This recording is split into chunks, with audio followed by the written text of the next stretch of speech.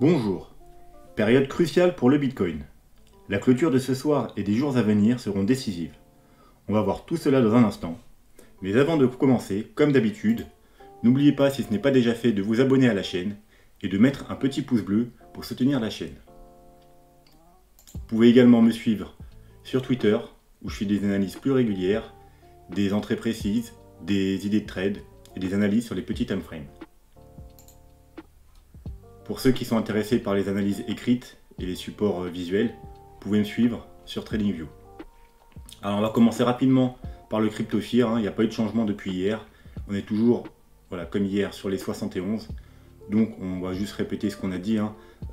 Si vous voulez une belle tendance haussière, il faut qu'on passe au-dessus des 80, qu'on se dirige vers les 85-90 et qu'on maintienne cette zone au-dessus des 85, donc plutôt autour des 90, comme ici. Lors des deux grosses belles tendances haussières, des deux dernières tendances haussières, on a gardé les niveaux au-dessus des 85-90, ici et ici.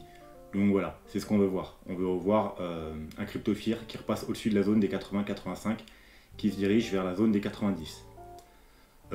Pour ceux qui veulent, qui sont plutôt bear et qui veulent faire des achats, qui veulent voir des niveaux plus bas, bon bah si BTC chute, il faudra surveiller le niveau des 40, qui a fait support là. Le dernier petit bottom, les dernières corrections, partout ici, ici, voilà, comme on répète tous les jours, niveau des 40, si jamais on rechute et qu'on atteint le niveau des 40, ce sera sûrement des excellents niveaux pour faire des achats. On va passer directement au graphique, en daily. Donc, alors, ce qu'on veut, si vous êtes pour la hausse, si vous êtes bull, et que vous ne voulez pas qu'on aille voir des plus bas, ce que vous voulez, vous, c'est qu'on maintienne, alors vous voyez, on a encore été la retester aujourd'hui, on en parle tous les jours, mais la fameuse EMA 21, on en l'a testé hier, on l'a retesté aujourd'hui. D'ailleurs, aujourd'hui, il a l'air d'avoir pour l'instant une belle bougie. Vous voyez, si on clôture comme ça au plus haut, ça va nous faire une très belle bougie haussière. Donc, vous voulez qu'on tienne cette EMA 21, qui est également juste au-dessus de notre trendline orange. Alors, on va faire... Non, on ne peut pas faire de ménage. Donc, alors vous la voyez, Alors, on va peut-être enlever, du coup. Hop. Et hop. Voilà. Vous voyez notre belle trendline orange. Vous voulez qu'on maintienne cette trendline orange. Vous voulez qu'on la maintienne. Vous voulez pas qu'on clôture en dessous. Si vous voulez pas voir de plus bas, bien sûr, si vous êtes de ceux qui veulent faire des achats beaucoup plus bas. Donc, vous voulez au contraire qu'on casse cette trendline pour qu'on puisse aller rechercher les supports plus bas. Donc, il y a des supports intermédiaires par là qu'on verra après. Et le plus gros support, ce sera bien entendu le canal rouge. Alors le plus gros canal rouge qui dure depuis maintenant 6 mois. Et qui est également soutenu par la MA100. Donc MA100 daily, une très forte moyenne mobile. Donc ici, si jamais on y retourne, que ce soit maintenant ou plus tard, on pourrait très bien monter, aller rechercher le canal du haut et revenir le retester plus tard. Mais peu importe le moment où on reviendra le tester, il y a quasiment certain qu'un jour on reviendra le tester. Ce sera une très bonne opportunité d'achat. Donc, vous voulez qu'on tienne la trendline, vous voulez qu'on tienne donc la EMA 21 et également en Ichimoku la Kijun, vous voyez, qui se situe parfaitement au niveau de la trendline. Donc, un très gros niveau de support au niveau des 52 000, environ 52-53 000. Donc, à très court terme, si on devait rebaisser, ce serait le premier niveau d'achat, environ les 52 000. Ce qui était aussi la base, vous voyez là, on avait fait une sorte de W. C'était la base du W à la cassure. C'est d'ailleurs là où on a pris des achats. On en a pris là, on en a pris là, sur les deux retests de trendline et des supports à l'époque. Et on en a pris aussi à la cassure des 52 000. La semaine dernière ou il y a 2 semaines, je ne sais plus. Donc, ancienne résistance, nouveau support. Donc si on devait revenir tester cette zone, donc la trendline, la Kijun, la EMA 21, plus l'ancienne base de notre W, ce serait le premier niveau d'achat intéressant si on devait baisser un petit peu. Ensuite, si on devait casser, bien évidemment, à la baisse, si on devait casser, en Ichimoku Daily, on a le nuage autour des 48 000, 47 800, 48 000. Au niveau des moyennes mobiles, bon pareil. Si on devait casser, si on devait clôturer en dessous la EMA et la trendline, l'objectif, comme ici, comme on a fait lors de la précédente correction, c'est qu'on est venu rechercher la MA 50. Voilà, avant la MA 100, il y a la MA 50 entre les deux. Donc au niveau des 47 800. Donc 47, on va arrondir à 48 000. Donc les 48 000, si on casse la trendline, ce sera le prochain gros niveau de support. Avant le canal. Donc les boules, vous voulez qu'on tienne les 52 000. Les bears, vous voulez qu'on casse les 52 000. Et dans un premier temps, vos achats, alors si par exemple vous achetez par palier ou si vous voulez trader, peu importe, des trades peuvent être tentés ou des achats par palier, ce sera le niveau des 48 000. Ensuite, le prochain palier, si vous achetez par palier, ce sera, alors tout dépend là quand on va y aller, hein, ce sera autour des 41 000, 43 000. Les boules, alors vous, comme on a dit, vous voulez qu'on maintienne ces supports et vous voulez qu'on casse par contre la résistance. Alors, hop, voilà, la Tenkan. Bon, bah, d'ailleurs, à un moment où je faisais le plan de la vidéo, on était bien en dessous, là on continue à monter. Donc on est en train de le casser justement. Et d'ailleurs, on a cassé les 57 000. Voilà, je vais vous dire, il faut qu'on casse les 57 000. Vous, votre objectif, c'est qu'on casse les 57 000 et qu'on clôture au-dessus des 57 000. Donc il faudra surveiller la clôture 4 heures et daily. Mais vous, les boules, vous voulez qu'on clôture au-dessus. Donc d'ailleurs, je vous ai mis un tweet à ce propos. Voilà, vous voyez, il y a 2 heures. Vous voyez, on était encore aux 55 400 et je vous ai dit potentiel W sur le 0,5 du Fibo. Alors on verra ça après en H4. Si vous avez loupé l'entrée, une ouverture de trade peut être tentée si on casse le Fibo 0,38,2. Donc la ligne qui était là. On y était quasiment en dessous. Donc ça devait se situer à peu près aux 55 500. Pour les plus agressifs, donc pour les gens un peu comme moi. Moi d'ailleurs j'ai pris un petit trade, je vous le partagerai après sur Twitter, sur le TH. Mais bon, c'est à peu près pareil. Mais il est plus prudent d'attendre qu'on casse la ligne de coup, donc la ligne blanche, des 57 000. Voilà, donc 57 000, c'est un bon niveau aussi pour tenter un trade si on clôture au-dessus. Et vous les boules, vous voulez qu'on clôture au-dessus des 57 000 et pour continuer la petite tendance haussière et en espérant avoir fait un bottom ici. Et le premier objectif, ce sera environ les 60 000 $, mais pareil, on verra aussi en H4. Alors, point crucial, pourquoi j'ai dit point crucial dans la vidéo? Bon, bah déjà parce que voilà, on est sur les niveaux de support, donc soit on va casser les 57 000, et donc c'est boule, soit on va retester cette zone, et donc tant qu'on la casse pas, ce sera boule aussi des excellents niveaux d'achat, et si on casse là, bah, bien évidemment, là, ce sera une plus grosse chute.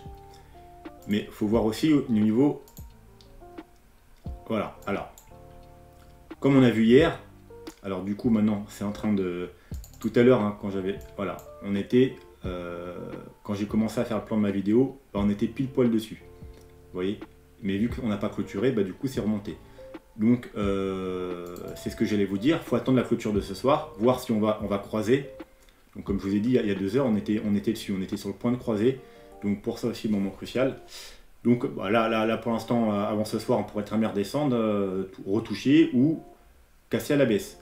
Donc il faut surveiller la clôture de ce soir. Là, si on continue comme ça et qu'on remonte, bah, du coup ça fera un rebond et c'est plutôt bon signe, ce sera bullish. Si on rechute et qu'on croise à la baisse, ce sera plutôt bearish. Et il faudra s'attendre à du coup, pareil que sur le stock RSI, on continue à descendre. Donc on peut voir aussi en 3 jours, hein, qu'il y a un time frame super intéressant pour les cryptos. Pareil pour le 3 jours, hein, tout à l'heure on était beaucoup plus bas. Donc comme vous voyez en 3 jours, depuis le mois de octobre, on n'a pas réellement recroisé à la baisse. Là on s'est fait un peu peur, on est passé légèrement en dessous, mais vous voyez c'était bien arrondi. Sur le stock RSI, on était déjà en zone de survente et on commençait déjà à croiser à la hausse, donc c'était rien d'inquiétant. C'est au contraire, c'était un excellent niveau d'achat, parce qu'on voyait que ça s'arrondissait et qu'on n'allait pas croiser vraiment et aller voir des plus bas, notamment en vérifiant le stock RSI. Ici, par contre, la situation est différente. Le stock RSI, il n'est pas en zone de survente. On a l'impression qu'il veut... Vous voyez, il va peut-être faire ça et recroiser à la baisse. Et donc, du coup, lui, il y a potentiellement une chance, vous voyez, si la chute continue, comme je vous dis, ce sera sûrement si on casse la trendline, du coup, qu'on croise à la baisse, et là ce serait vraiment bearish, parce que comme vous pouvez le voir, on n'a pas croisé à la baisse depuis au moins depuis le mois d'octobre, on maintient toujours la hausse. Donc voilà aussi pourquoi j'ai dit point crucial. Cette clôture journalière qui aura lieu aussi ce soir. Comme vous pouvez voir, la dernière clôture en 3 jours, c'était le 14 mars. Donc la prochaine, c'est le 17 mars. Donc c'est ce soir. Et ensuite, bien entendu, il faudra voir celle d'après, donc dans 3 jours, donc le 20 mars. Parce que peut-être ce soir, si on reste à ces niveaux-là, on fait ni un gros mouvement haussier, ni un gros mouvement baissier, on n'aura peut-être pas la résolution. On restera toujours dans cette problématique, ce point crucial. Donc il faudra voir aussi la clôture du 20 mars. On va passer du coup maintenant en H4. Alors bon, comme vous voyez en H4, hein, la ligne blanche hein, que je vous ai montré sur Twitter, qu'il faut clôturer au-dessus pour que vous puissiez, les boules, être assurés, enfin pas assurés, mais avoir de fortes convictions qu'on va continuer le mouvement haussier. Alors, ceux qui prennent des trades, hein, logiquement on n'attend pas une clôture H4, vous pouvez peut-être passer en 1 heure et attendre peut-être une clôture 1 heure, hein, parce qu'en H4, si vraiment on fait un mouvement haussier, ce sera, je pense qu'il peut y avoir, on sera déjà loin. Et l'objectif du coup, le premier objectif, donc c'est pas l'objectif final, c'est juste le premier objectif, hein, vu que c'est une sorte de W, hein, en quelque sorte c'est un double bottom. Voilà, on reporte à la cassure. Ce sera environ les 60, ah ouais, ce sera ce niveau de résistance là, environ les 60, presque les 61 000 $. D'ailleurs, est-ce que j'ai bien mis? Ce sera ouais, les 60 800, 61 000 $. Donc ça sera le premier objectif. Donc en gros, ceux qui prennent un trade là, ce sera la première zone où il faut prendre des profits.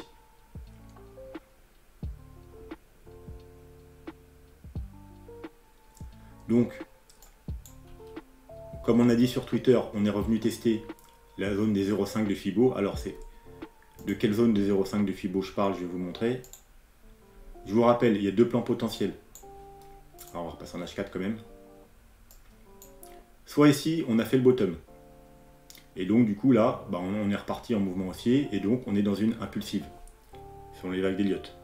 Donc on est dans une 1, 2, 3. Là on est en train de faire la 4.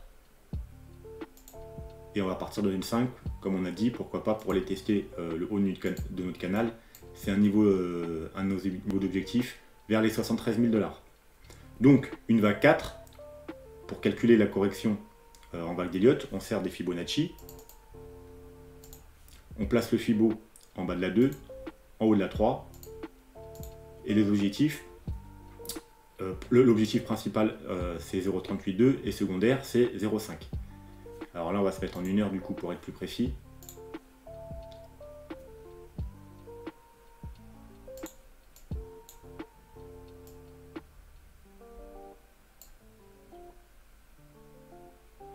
Voilà, et comme vous pouvez voir, alors est-ce qu'on pourrait pas nettoyer un peu?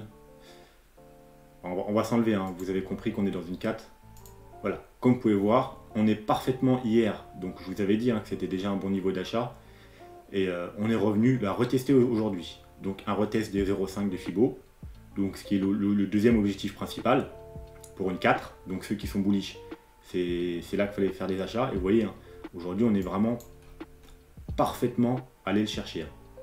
Donc c'était un bon niveau d'achat, et comme je vous ai dit, pour ceux qui ont raté ce niveau d'achat, les plus agressifs, comme je vous l'ai dit sur Twitter, c'était à la cassure des 0,382, donc environ 55 500, 57 700 selon les échangeurs.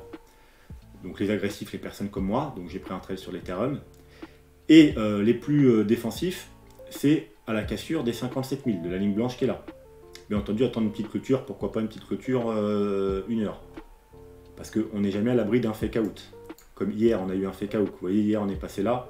Par exemple, moi, j'avais pris un trade ici, à la cassure, en agressif, hein, toujours. Et on s'est retrouvé bloqué ici. Et voilà, du coup, je suis sorti de mon trade, pas avec des grosses pertes, hein, parce que j'avais mon petit stop juste en dessous. Mais voilà, du coup, le trade, le trade s'est bloqué. Et là, on pourrait très bien faire un fake out ici et redescendre. Donc, les plus prudents, ils attendent toujours des clôtures. Les plus agressifs, en général, il y en a, ils prennent à la cassure avec un petit stop en dessous. Et puis voilà, hein, s'ils ont une perte, ils prennent une petite perte. Et c'est pas très grave, puisqu'en général, les gains, vous voyez, on a dit que c'était déjà le premier take profit, ce sera les 61 000. Donc ça, c'est le premier plan. le premier plan, ça veut dire c'est le plan blue, on va dire, hein. Ça veut dire qu'on a déjà connu le bottom. On va s'enlever les RSI, hein, ils nous gênent. Voilà. Si maintenant le bottom n'a pas été connu, c'est-à-dire qu'on serait dans une flat. Donc je vous invite, hein, ceux qui n'ont aucune connaissance en Elliott Wave, il y a un tuto, j'ai fait un tuto sur les vagues d'Elliott qui est en lien en dessous de chaque vidéo. Donc je vous invite à le regarder, c'est un peu long, ça dure 40 minutes, mais au moins vous avez toutes les bases pour comprendre l'idiotisme.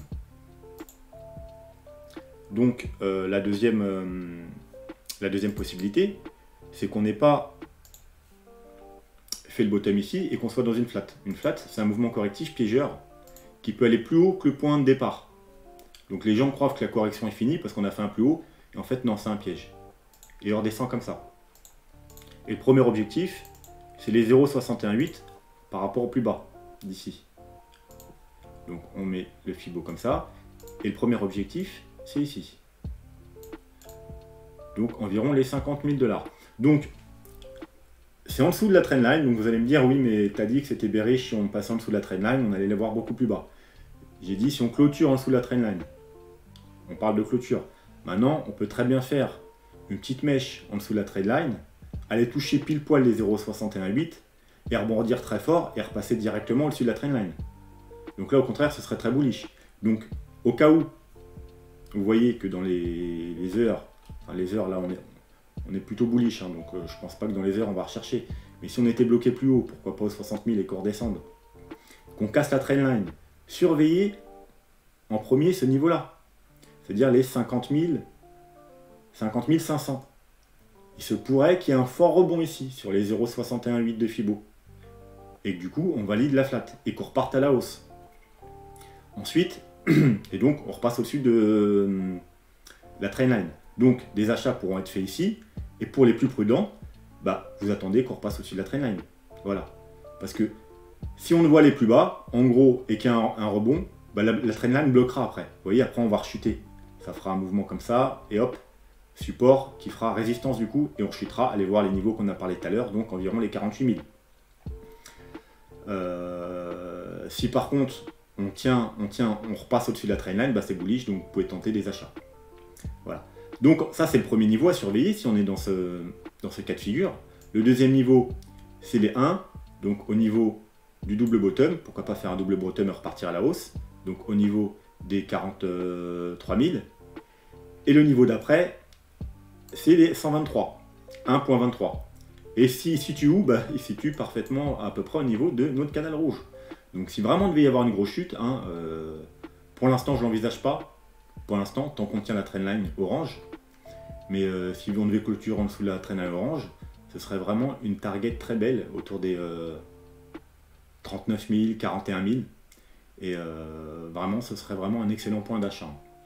Donc les birs, hein, vous voulez qu'on aille voir là-bas pour avoir un point d'achat vraiment, vraiment très intéressant. Vu qu'on est parti aux 60 000, hein, ça fait 20 000 $ de moins, et ensuite pour aller chercher des plus hauts, ce serait vraiment un prix d'entrée intéressant. Mais malheureusement, c'est pas du tout sûr qu'on y aille, parce que pour l'instant, comme je vous ai dit, tant qu'on est au-dessus de la trendline orange, il ne faut pas s'attendre à des plus bas.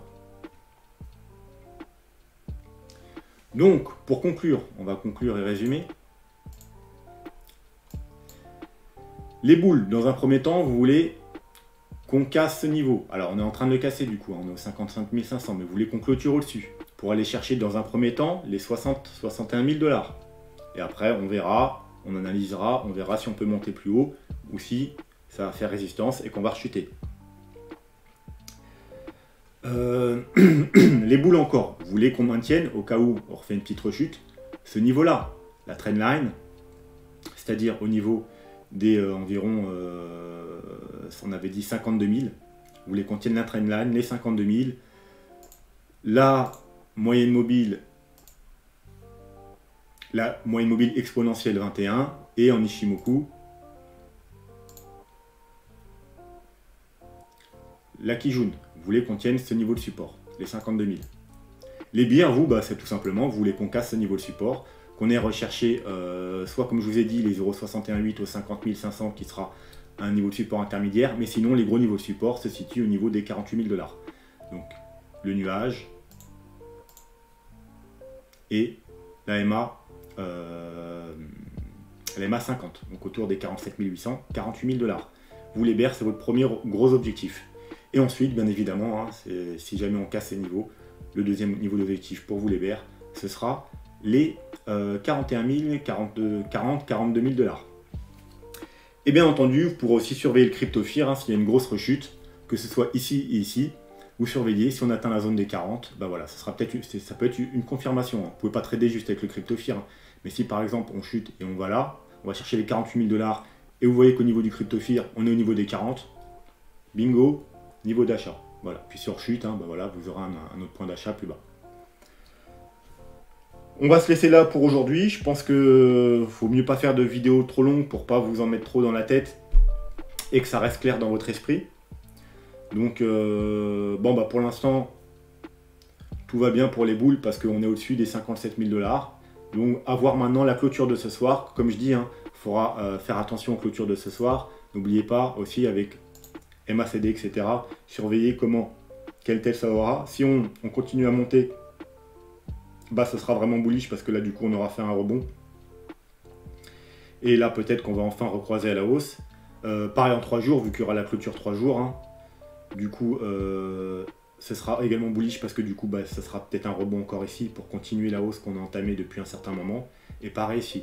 Alors oui, on n'a pas vu le RSI aujourd'hui, mais je vous le rappelle quand même, allez, avant de partir, les boules, vous voulez qu'on casse cette tendance baissière pour annuler les divergences. Hein. Je vous rappelle, double divergence baissière en daily. Hein. On fait un plus haut, un plus haut, un plus bas, un plus bas. Donc ce que vous voulez pas par contre, hein, vous les boules, c'est qu'on vienne et que ça fasse encore un plus haut et qu'on bloque ici et qu'on reparte. Faire une troisième divergence baissière, ce serait vraiment bearish. Par contre, si on casse la trendline, ce sera encore en fois un signal très haussier.